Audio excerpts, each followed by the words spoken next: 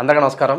ఇవాళ మన స్టూడియోలో ఐకాన్ ఆస్ట్రాలజర్ గట్టుపల్లి సురేష్ బాబు గారు ఉన్నారు. గురుగారితో మాట్లాడదాం. గురుగారు నమస్కారం. జై శ్రీమన్నారాయణ.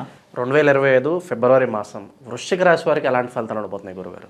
వృశ్చిక రాశి వారికి 2025 సంవత్సరం మొదటి నుంచి అంటే మొదటి అధ్యాయం అంటే మనకి జనవరి మాసం 5వ తారీఖు నుంచి కూడా వృశ్చిక రాశి వారికి బాగున్నట్టు మనం చూస్తూ ఉన్నాం. నాకు కూడా దాదాపుగా వృశ్చిక రాశి వారు టచ్ అయ్యారు, కాల్స్ కూడా వచ్చేసినాయి. పర్వాలేదు, బాగుంది.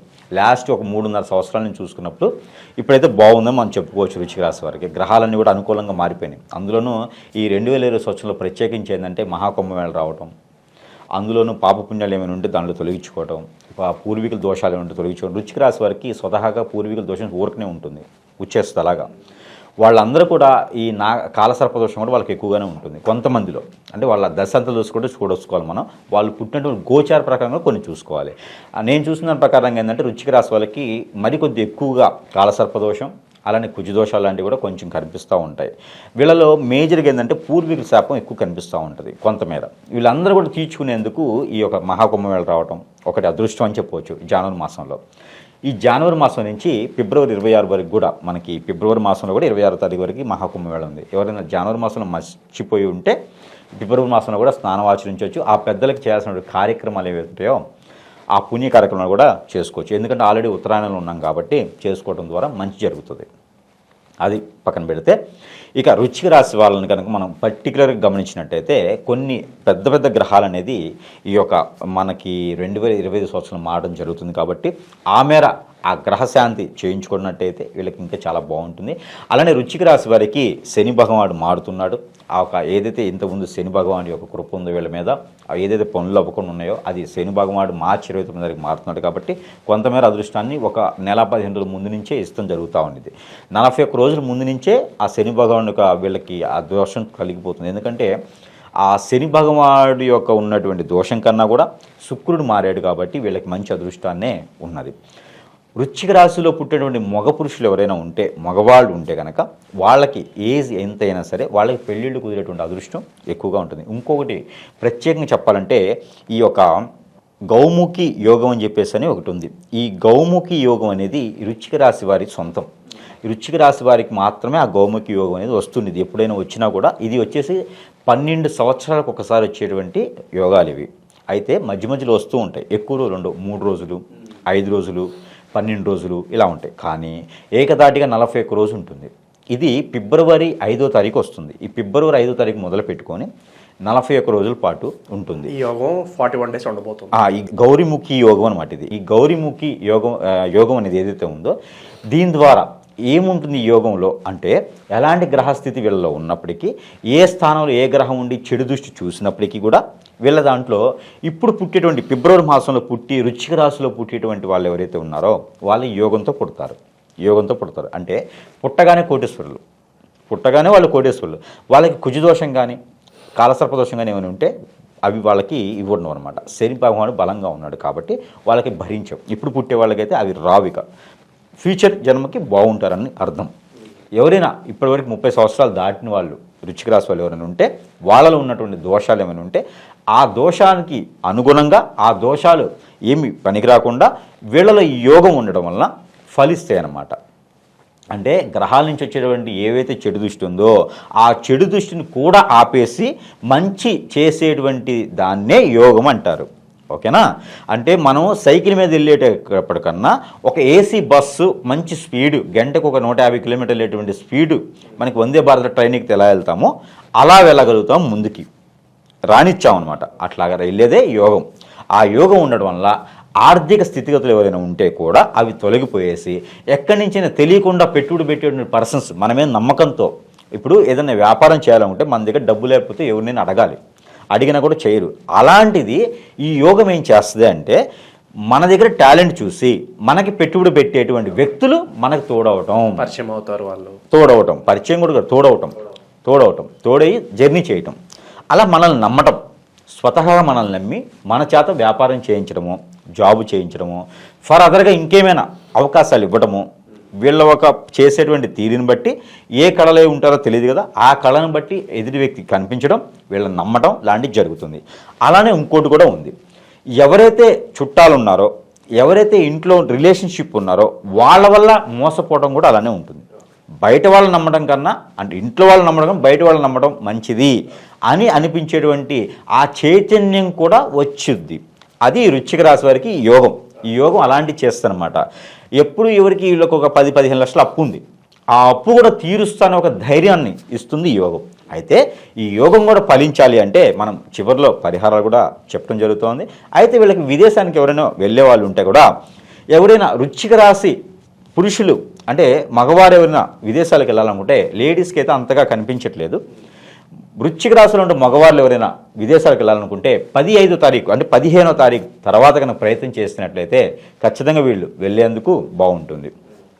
తూర్పు దేశాలు అంటే తూర్పు వైపు ఉన్నటువంటి దేశాలు నాకు పెద్దగా తెలియదు, కానీ తూర్పు దిక్కులో ఉన్నటువంటి దేశాలకు వెళ్ళాలనుకుంటే కనుక ఖచ్చితంగా ప్రయత్నం చేయవచ్చు.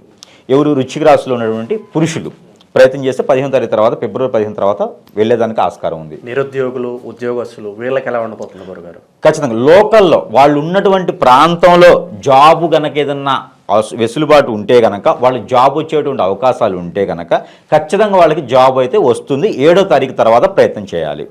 ఫిబ్రవరి 7, 2020 తారీఖు తర్వాత ప్రయత్నం చేసినట్లయితే ఖచ్చితంగా ఆడవాళ్ళకైనా మగవాళ్ళకైనా జాబ్ వస్తుంది. 27వ తారీఖు లోపు వస్తుంది. ఈలోపు కనుక మనం చెప్పేటువంటి పరిహారాలు చేసుకున్నట్లయితే ఇంకా కొంచెం బూస్టింగ్ వచ్చినటువంటి, బూస్ట్ అంటే తాగేది కాదు, బూస్టింగ్ అంటే ఎనర్జీ వచ్చేలా ఉంటుంది. కాబట్టి ఆ మేర చిన్న చిన్న పరిహారాలు చేసుకుంటే సరిపోతుంది. ఆ పరిహార నిమిత్తంగా అంటే మనకి విద్య, ఉద్యోగ, వ్యాపారం, అలానే కోర్టు వ్యవహారాలు ఇవన్నీ కూడా వెసులుబాటు వచ్చేందుకు కొంతమేర ఆ అదృష్టం కూడా ఉండాలి. కాబట్టి ఎలానో వాళ్ళకి మంచి యోగం ఉంది. కాబట్టి ఈ యోగం కూడా వాళ్ళకి ఫలించాలనుకుంటే కనుక చిన్న చిన్న పరిహారాలు చేసుకోవడం ద్వారా మంచి జరిగేదానికి ఆస్కారం ఎక్కువ కనిపిస్తుంది. ఆ పరిహార నిమిత్తంగా మన ఇంట్లో ఉండేటువంటి జీలకర్ర, సోంపు అంటే జీలకర్రలానే ఉంటుంది, సోంపు, జీలకర్ర, అలానే ఇంగువ, ఓకేనా.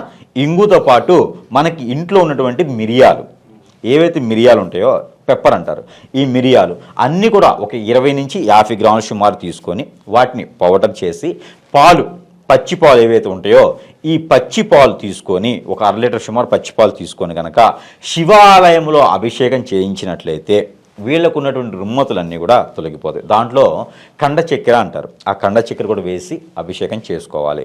అలానే ఇలాచీలు కూడా వేసుకోవచ్చు. ఇలాచీలు వేసుకోవాల్సిన వారు ఎవరంటే ప్రత్యేకించి వృశ్చిక రాశి వారు ఇలాచీలు ఎలాంటి వారు వేయాలంటే ఆర్థిక స్థితిగతుల్లో ఎవరైనా ఉంటే కనుక ఇలాచీ వేయచ్చు. కాలసర్పదోషం ఉన్నవారు కూడా ఇలాచీ వాడవచ్చు. ఇంక వేరే వాళ్ళకైతే ఇలాచీ లేకుండానే ఇప్పుడు చెప్పినట్టు 4 వస్తువులు తీసుకొని ఆ శివాలయంలో అభిషేకం చేసినట్లయితే, లేదు శివాలయంలో వాళ్ళకు అందుబాటులో లేకపోతే నాగపడిగలు ఉంటాయి, నాగపడిగలు అందుబాటులో లేకపోతే అక్కడ ఉన్నటువంటి సుబ్రహ్మణ్య స్వామి ఆలయం, అక్కడ కూడా అది కూడా అందుబాటులో లేకపోతే వినాయక స్వామి ఆలయం దగ్గరైనా సరే వీరు అభిషేకం చేసుకున్నట్లయితే వీళ్ళకి గ్రహరీత్యా ఇంకేమైనా శుభదృష్టి బాగుంటుంది. అలానే ప్రకృతి నుంచి వచ్చే వైపరీత్యాలు కూడా వీళ్ళకి బాగుంటుంది, అంటే చెడు కాకుండా మంచి అవుతుంది.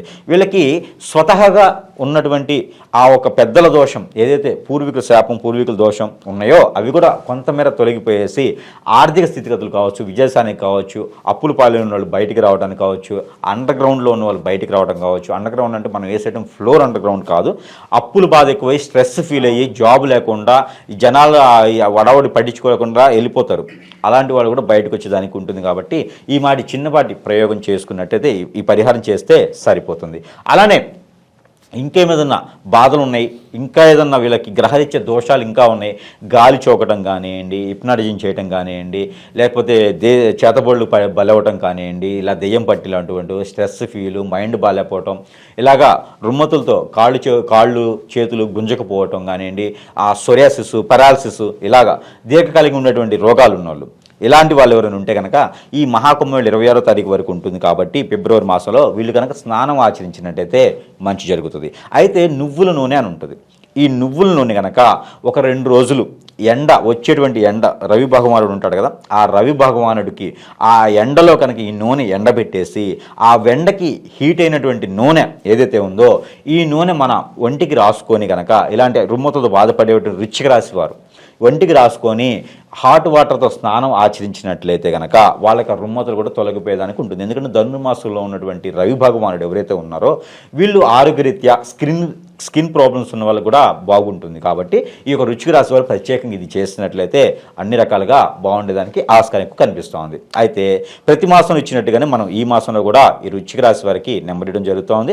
ఆ మేర వృశ్చిక రాశి వారు ప్రతిరోజు పఠించవలసిన నెంబర్ ఏంటంటే 2559929 2559929 అనే ఈ నెంబర్ని కనుక ప్రతిరోజు 245 సార్లు 245 టైమ్స్ కనుక చదివినట్లయితే వీళ్ళకు ఉన్నటువంటి రుమ్మతులు, గ్రహరీత్యా ప్రాబ్లమ్స్, అన్ని రకాలుగా ప్రాబ్లమ్స్ పోయేసి సుఖశాంతులతో ఉండేలా ఉంటారు. కాబట్టి చేతిలో ఏదైనా ఫ్రూట్ పెట్టుకొని ఇప్పుడు వచ్చేటువంటి గ్రేప్స్ కానివ్వండి, ఏదైనా పులుపు ఉండేటువంటి మనకి పులుపు ఉండేటువంటి అంటే చాలా రకాల ఫ్రూట్స్ ఉన్నాయి. ఇలాగ చింతపండు కాదండి, చింతపండు కాకుండా చెట్టుకు పండే కదా చింతపండు అనుకునేవారు చాలామంది కాదు.